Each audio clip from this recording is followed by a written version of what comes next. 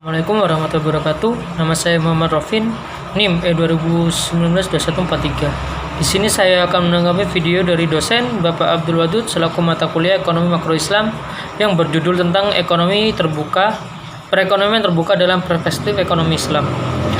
Apa itu perekonomian terbuka? Perekonomian terbuka ialah perekonomian suatu negara yang terlibat luas dalam perdagangan antar negara.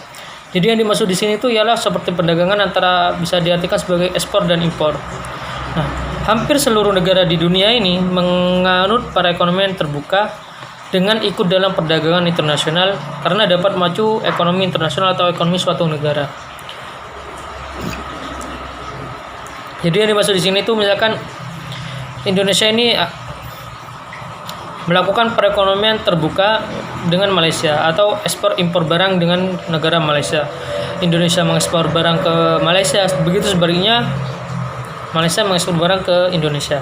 Dan berbicara tentang ekspor dan impor, tentu juga ada faktor penentu yang bisa menyebabkan ekspor dan impor ini terjadi. Dan di dalam faktor penentu ekspor itu terdapat 5 macam. Yang pertama yaitu apabila barang tersebut diperlukan negara lain dan mereka tidak dapat memproduksi barang tersebut atau produksinya tidak dapat memenuhi keperluan dalam negeri. Jadi yang misalkan ini Indonesia ini tidak dapat memproduksi suatu barang, misalkan baju atau bahan-bahan tersebut dan misalkan sebuah bahan makanan keju. Nah, akhirnya Indonesia mengimpor suatu produk barang dari negara Prancis yaitu keju misalkan. Jadi itu yang dinamakan jika suatu negara tidak dapat memproduksi suatu barang.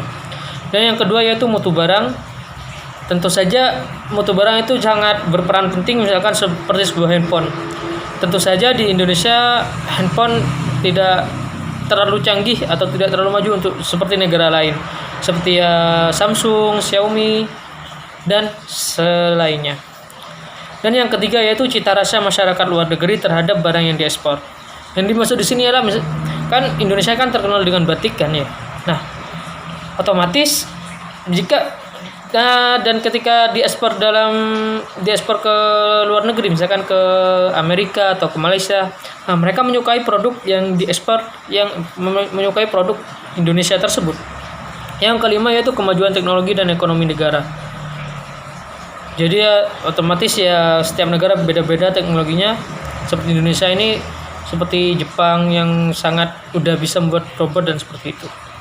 Dan yang selanjutnya itu faktor penentu impor.